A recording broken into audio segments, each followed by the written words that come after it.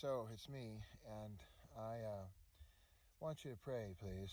The devil is afoot in a very, very strong way, just absolutely incomprehensible to me in the midst of my receiving, not our family receiving a tremendous, tremendous blessing.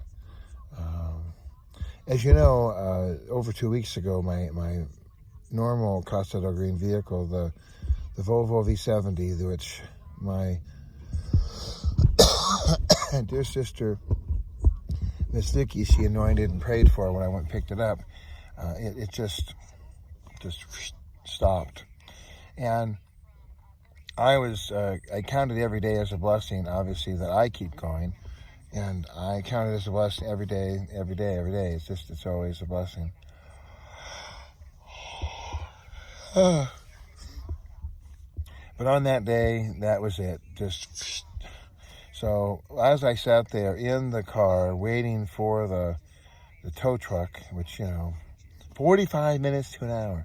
That's how they always do it. As I waited for the tow truck, as I did that, I'm going to try something new. Maybe that'll help. So, I called Hertz. I called everybody. I got all the calls. So when I got done, the tow truck got there. I got baby Bethany out of the back. And I didn't mention on the other video, but this seat goes up, and then the car seat goes in the back. And little Bethany has her little compartment back here. And of course, I put the window shade up. There's a window shade here. And so I put this window up like this. And then she's got, of course, the view up this way. And she's just looking, I don't know, she keeps very, very happy. She's a very happy young person. And Mama, when she's in the car with Mama, she has to have the cell phone and all that. But with me, I mean, I don't know. I don't want her to get totally like, I got to have a phone. I can't sit in the car without a phone. So I don't give her the phone, very, very rarely. Sometimes I'll give it to her if we're in a spot where I'm like, you know what, there's absolutely nothing here. But I figure she can look out the window. She can imaginate. She has her bottle. She has toys, and she keeps busy that way. But here's the deal. So I got back to the mechanic shop. I dropped off the car. I figured I'm going to have them basically do an autopsy. Just let me know, Doc. And they said, I've been at this Volvo, this dealership, it's independent Volvo service. Been there about 35 years. And so they said, it's gone. So it didn't make any difference, though. I had to get a rental car. I just knew that. So I already called Hertz. I already had a reservation number. I asked for the shop a discount. So it was going to be like $24 a day, et cetera, et cetera. So I went ahead and I put Bethany on my shoulders. I had my bag of my essentials, and then I had her car seat. So I'm walking, trumping along there to getting to the store. I had to be there before 5:30. If I'm not there by 5:30, then there's no rental car, and then I'm really going to have some trouble. My wife was very kind and said, "Oh, want me to come out? Want me to rescue you? Want me to come out?" I had people that wanted to help me. I said, "No, I don't want to bother anybody. I know what to do." So we went ahead, and I got I was holding it with my arm up here. So I just thought, well, why am I going to bother people? I can get this done, I think, and I don't have to bother everybody about it, And in my line of work, it's important not to bother people. They hire me, and I get paid to just take care of it. Don't come. Well, what do you think? What about that? Where's this? Where's that? Just make it silent. Make it seamless. That's my thing. Silent and seamless. And for me to have a million questions, and when people call me in, and that's a good thing. I'm a good worker, but at home, I've been learning, and I want to confess, I've been learning the hard way. Because you think back at this, you think, well, how was Bob's parents? My parents were a nightmare, just a nightmare. You never had any partnership. You never had anybody helping you. You never had anybody eating with you. You had nobody praying with you. Nobody was talking to you. it was like I was in a solitary confinement. And I had friends out in the neighborhood that I can remember. I had my friend Harlan across the street, and then Mark Meslovich across the street, and there was a person or two that was in the neighborhood, but really I felt very, very alone. So very alone and very, very isolated. So I just had to, be independent. So in this marriage with Miss Kenny, I'm learning, I'm growing. And you say, well, haven't you learned this yet? Not really, no. To just find new, multiple ways to include my wife and to be a partnership and to be... Now, the story I'm going to tell you is what happened over the last, coming up on 3 weeks. So I got the car, and then boom, I had to get everything out of the original Volvo, put it into the Camry, and miraculously I fit it in. It was like there's not a square inch space. And then I had to, of course, start looking for another Volvo. So, and the first week, it just like flew by, and then I'm into the second week, and my wife was talking to me saying, if you keep this car for a month, it's going to be well over $700. $700. And I was like, boy, I got to get on this. So I got an app on my phone. And then Craigslist, I normally had a slather, 25, 30. I just picked my favorite Volvo V70. This time there was only 3 Volvos. And one was an all-wheel drive, and it turned out during the search I couldn't get an all-wheel drive. Pardon me. The mechanics that take care of the car were like, no, you can't have an all-wheel drive. On Monday of this week, my wife was having a very, very difficult day. And so we stayed home, and I just tendered to my wife the whole day, and she had ups and downs, and it was a challenge.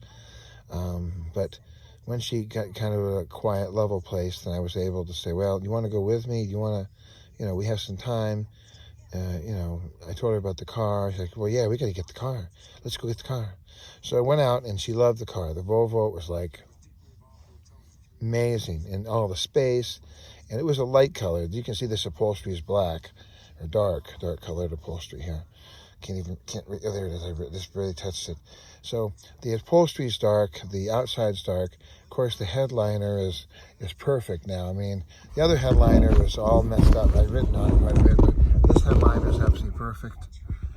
There's not a mark on it, and it's immaculate, which is awesome.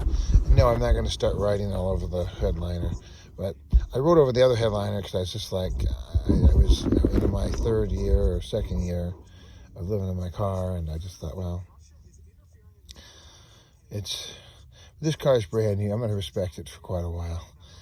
I did put little clips and things around, and if you saw the video prior to this, you'd see where I was. So here's where the trouble starts. So I'm, as I said, my wife is not feeling well, and so I'm very respectful of that, and I have messed up here at points with my, like we do. No, there's not one. All of our best works are filthy rags. We're not able to get things done.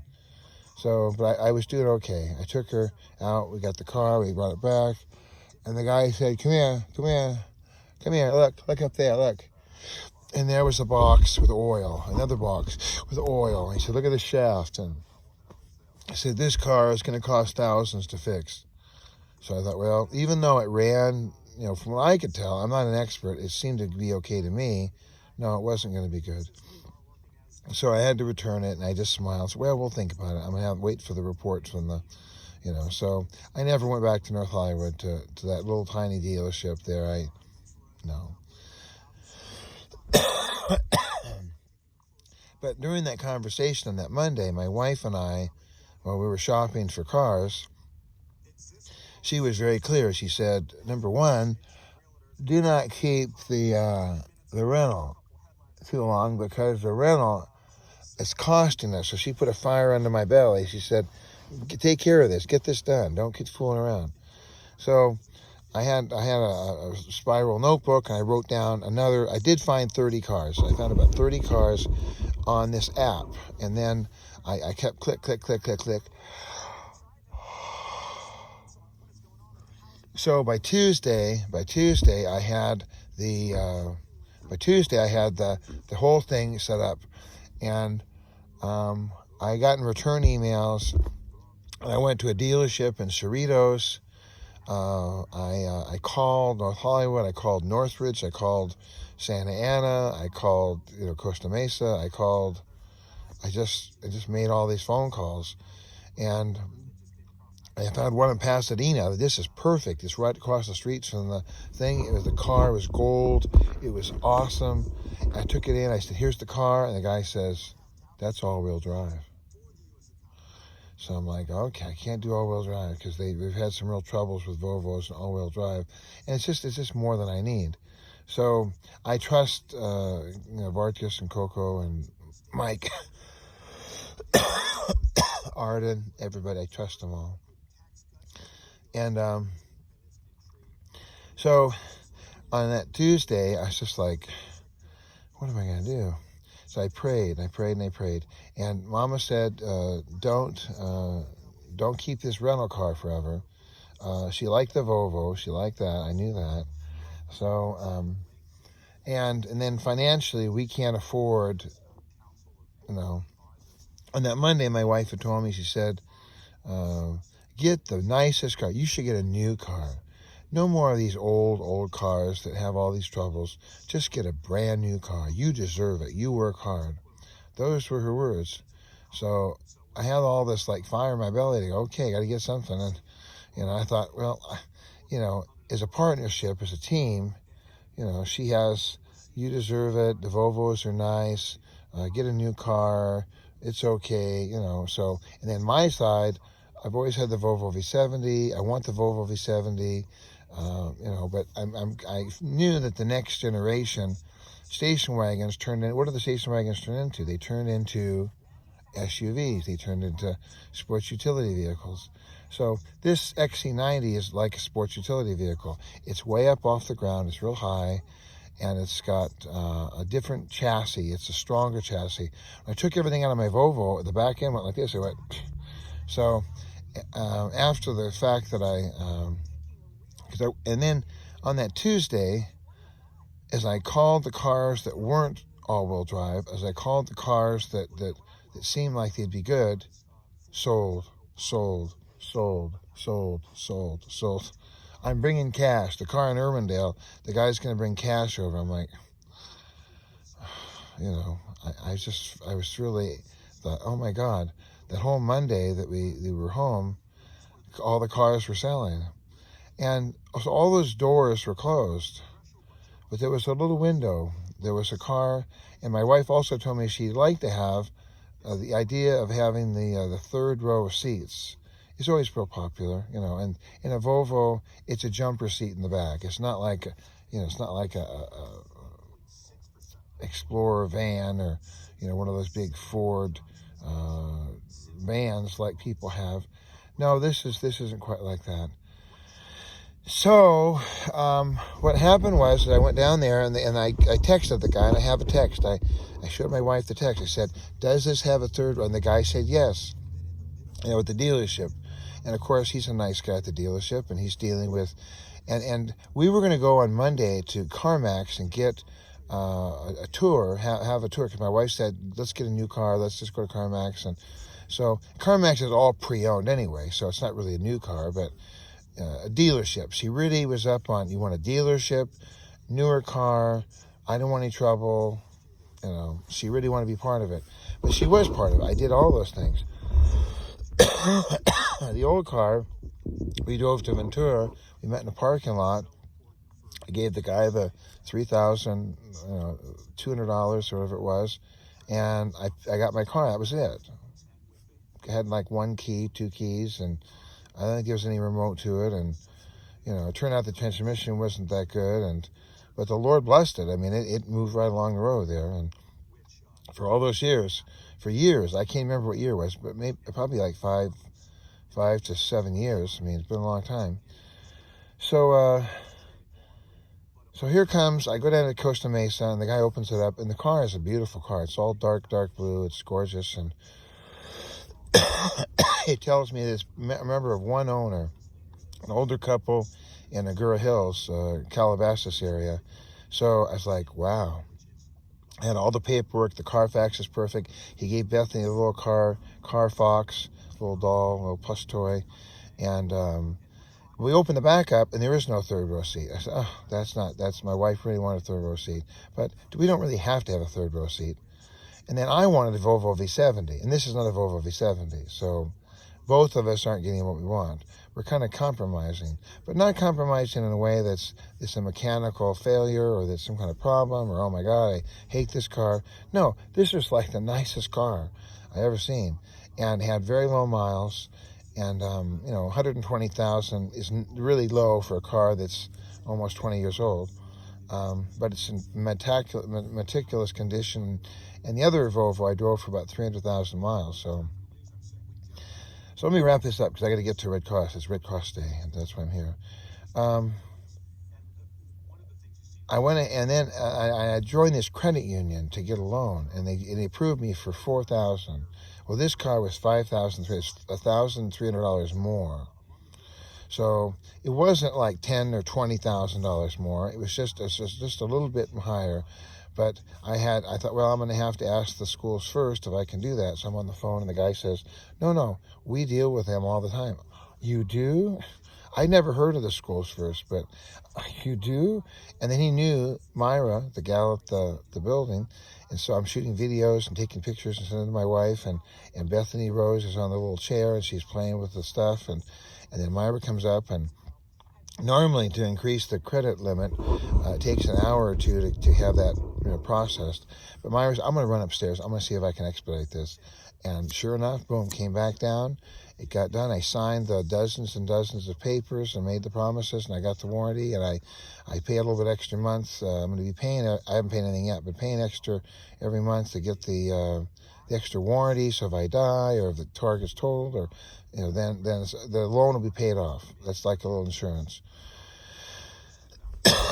And of course, I'm just keep texting pictures, and including my wife, and I give my wife total credit, because it was her family that, and my wife said, talk to Alan. So the thing is that I'm getting out of the rental car. I got a new car. I've got the everything, the partnership, and I'm getting a car that I really, really, I like. I like this car. It's nice. And so the only thing was, we ran out of time. On Tuesday, I was up against the wall. I had to get back because Mama's coming home, and I want to be there when Mama gets home. And of course, everything's closed by 5:30 or 6. So, I had to finish it, but I could not pick up the car. How are you going to do it? I could have had it towed, but I thought, no, I want to include my wife. So I called my wife, said, will you help me tomorrow? Can you come on down and pick up the car? Yes, high five, good job, yay. So everything's great. And then on Tuesday morning, everything's great. Tuesday night, everything's great. Wednesday morning, everything's great. And all of a sudden, it was like the devil shot a gun. And my wife said, it doesn't have a third row, does it? I said, no, it doesn't have a third row, but everything else. No, I don't want the car. I don't want the car. I don't want this car. You can't get this car. It's like, I'm all done. I've already got the car, and you were with me, by electronic device. It's all settled. No, don't get this car. Well, my wife has not been feeling well, so I just really thought, she doesn't feel well. This is just, we had temporary feelings sometimes. We say, So here's the thing. It's Friday now, and pray for my family, because my wife is absolutely she's convinced that this car is the harlot from the corner, and that this is the worst car in the world, and that it's a horrible car, and I got to return the car. And so I made several calls, and I've talked with, I talked with 3 or 4 people, and they said no. don't return the car. You're not returning the car. That's crazy. You really can't legally. It's just very difficult. And there's no reason. I mean, I asked my wife yesterday, I said, is there any reason? Is there a real reason? What's the reason? You didn't include me. We should go together, hand in hand, singing Kumbaya. Like, we did. Except for the final execution, we were totally together. I talked to her about the whole thing with her. But I don't know, this car, you return this car, or... So pray for my family, because right now, there's a humongous amount of stress. I'm stressed. I really came to me this morning. The devil comes to steal, kill, and destroy. This beautiful car that works perfectly, that's super large. I checked the air pressure on the tires, because the little gates had to do that. And I asked the America's Tire guy, I said, because I thought the tires looked bigger than my other tires. And he said, no, it's a little bit more for the tires. And the insurance is a little more. And it's a newer car. If we had gotten a big car, and I could have paid double or quadruple the amount that I paid for this thing. I haven't paid yet. I'm on a car loan, which I haven't had the other either. So just pray, because right now I'm in the doghouse. I'm out anyway, because this is my normal time to be away, but I'm really in the doghouse. Mama is not happy. She's really just like... And so I'm praying for forgiveness and grace. I had to kind of countermand her decision, because it really wasn't a decision. It was like a last minute, just, I don't want the car. But it was already paid for. Everything's done. I signed everything. It was done. So all of a sudden to just say, how is that going to work? I mean, and then I'm not going to have a car. I'll be disrespecting the family with all the financial, and they're not going to. Next time I go to buy a car, if I had done that, and it was really not possible. I talked to several people, including the owner of the dealership, and I talked to the credit union, and no. If I were to do that, then what am I going to do next time? Oh, here he comes again. My word is my bond, and I made a choice. I pulled the trigger, so to speak, to get this vehicle, and I'm very happy with it myself personally. Obviously, I built everything in here, and I'm all settled, and it's a Volvo, so it's very, very secure and safe. I feel like my daughter and I are very secure and safe. So pray, because right now, Mom is not happy. Mom is really, really like... And I don't know what to tell her. I mean, it just seems like the last minute, all of a sudden, don't have this car. It's like some kind of harlot or some kind of, I'm having an affair. It's like, I'm not having an affair. I just had to get a vehicle, because literally I haven't worked in several weeks. So I've got to get to work. I'm going to go to work today. I'm going to finish getting my shop. This is basically my mobile shop. I'm going to get this thing put together. And then, Saturday, Sunday I work for UCLA. Tomorrow I'm going to go out to Rancho, finish up a job out there and get a nice big check from out there. And then Monday, Tuesday, Wednesday I'm going to be working out for my friends Lynn and Steve. And then Friday, the end of the week, I'm going to work for my friend Doug. So I'm going to be able to get things done. But I have to have a solid, ready-to-go vehicle. I can't be working out of the back of a trunk of a Camry. And it's funny, because I put this whole thing together yesterday, all the shelving and things, and this is like, it's double the size of the other vehicle, because it's so tall up, and there's a little pouch in the back. It's amazing. So, all right, God bless you. Give me a call, 213-713-8954, 8954green@att.net.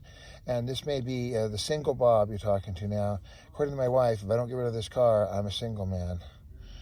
I'm just like, I just don't understand. I'm really confused, because I don't know how this could possibly be happening. We have the greatest blessing. God opened up doors. Everything was no. And then yet, God opened this door up for this vehicle, and it's like everything was smooth. It was all smooth, all yes and amen. So what is the problem? I couldn't figure out what the problem was. I couldn't figure out how to, it's like my wife said, fly to the moon. If you don't fly to the moon, then I felt as though it was just an impossible situation. So, and I have to make these judgment calls. I say, okay, this is something that's valid, this is real, and to discern. And I really felt that this was just, maybe it was Breyer's remorse. Maybe my wife just had that feeling of like, no, this isn't it. She told me she wanted to be partner with it. We weren't together. I wasn't respecting her wishes because she didn't get the final. But I felt like she did because we totally talked about it, and I did everything that she told me to do up until that point. But then after the point, no, that's not good enough. We have to look together. Well, we had looked together, and then on that Monday, we were supposed to go to CarMax and do a test drive on another vehicle, and she just had a sudden pang of just, no, I'm not going. Take me home now. So we never did that. Tuesday night went by, by Tuesday night, the next day, I was able to find the car. I found it, and that was it. And then Wednesday went to pick it up, and I was going to have somebody else help me, but I thought, no, my wife really wants to be concluded, so come on along, let's go get it, And that's when everything kind of went south. So thanks for your prayers. I got to get to Red Cross. Love ya. Bye.